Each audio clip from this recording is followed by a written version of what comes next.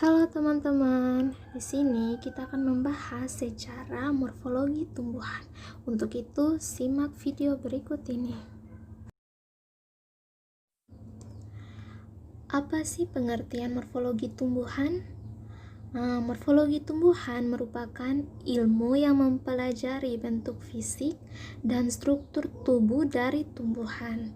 Morfologi berasal dari bahasa Latin, yaitu morphus yang berarti wujud atau bentuk, dan logos yang berarti ilmu. Morfologi tumbuhan sendiri berbeda dengan anatomi tumbuhan yang secara khusus mempelajari struktur internal tumbuhan pada tingkat mikroskopis. Morfologi tumbuhan berguna untuk mengidentifikasi tumbuhan secara visual. Dengan begitu, keragaman tumbuhan yang sangat besar dapat dikenali dan diklasifikasikan, serta diberi nama yang tepat untuk setiap kelompok yang terbentuk. Ilmu yang mempelajari tentang klasifikasi serta pemberian nama tumbuhan itu merupakan taksonomi tumbuhan. Morfologi tumbuhan tidak hanya menguraikan bentuk dan susunan tubuh tumbuhan saja, tetapi juga untuk menentukan fungsi dari masing-masing bagian dalam kehidupan tumbuhan. Dan selanjutnya juga berusaha untuk mengetahui dari mana asal dan susunan tubuh tumbuhan tersebut terbentuk. Sejarah perkembangan morfologi tumbuhan berpusat di Jerman. Selain Goethe, ada tokoh-tokoh ilmuwan lain yang paling berpengaruh dalam perkembangan morfologi tumbuhan tersebut.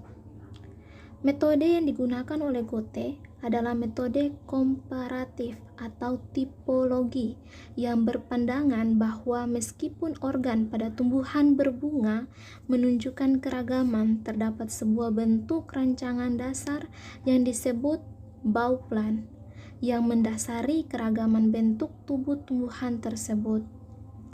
Studi morfologi di Jerman melibatkan perbedaan pandangan dan perdebatan di Jerman oleh masing-masing ilmuwan. Sejak pertama kali diperkenalkan oleh Goethe sampai melalui sejarah perdebatan antara para ilmuwan, konsep morfologi tumbuhan telah berkembang dan diterima secara umum bahwa tumbuhan merupakan organisme yang berkembang melibatkan aspek dasar botani, yaitu morfologi, dimensi, fungsi, anatomi. Fungsinya pun berkembang selaras dan evolusi organisme moyangnya. Urpflanze merupakan konsep tumbuhan moyang yang menggambarkan asal-muasal keberagaman bentuk tumbuhan.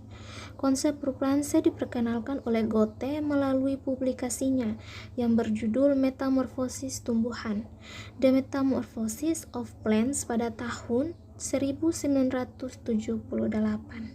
Ide Goethe mengenai konsep Urpflanze berasal dari sebuah pertanyaan, yaitu 1. Bagaimana saya dapat mengetahui kalau suatu bentuk merupakan sebuah tumbuhan kalau itu semua tidak tercipta dan berasal dari suatu bentuk dasar yang sama? Dalam buku catatan perjalanannya, Goethe sendiri berpendapat bahwa tanaman moyang dalam konsep Urpflanze akan menjadi makhluk paling aneh di dunia. Namun, dengan model tumbuhan moyang ini akan mungkin untuk terus-menerus tercipta berbagai jenis tumbuhan yang eksistensinya dapat diterima secara logis. Artinya, jika tumbuhan moyang itu tidak benar-benar ada, keberadaannya tetap logis, karena mereka bukan sekedar imajinasi yang sia-sia, namun merupakan sebuah proses pencarian kebenaran dan kebutuhan batin. Beberapa teori botani modern mulai menyetujui konsep pemikiran awal Goethe, seperti pada penemuan dalam studi genetika pada tumbuhan berbunga yang menunjukkan bahwa tampaknya terdapat suatu gen tunggal yang memicu munculnya bunga. Penemuan ini dianggap telah mengkonfirmasi teori yang diajukan oleh Goethe bahwa organ-organ yang berbeda dalam bunga seperti kelopak dan benang sari dan semua variasi yang terbentuk berada pada satu tema Bauplan.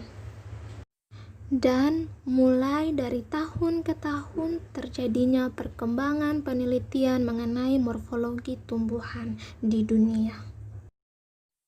Oke, sekian dulu ya teman-teman penjelasan mengenai secara perkembangan morfologi tumbuhan.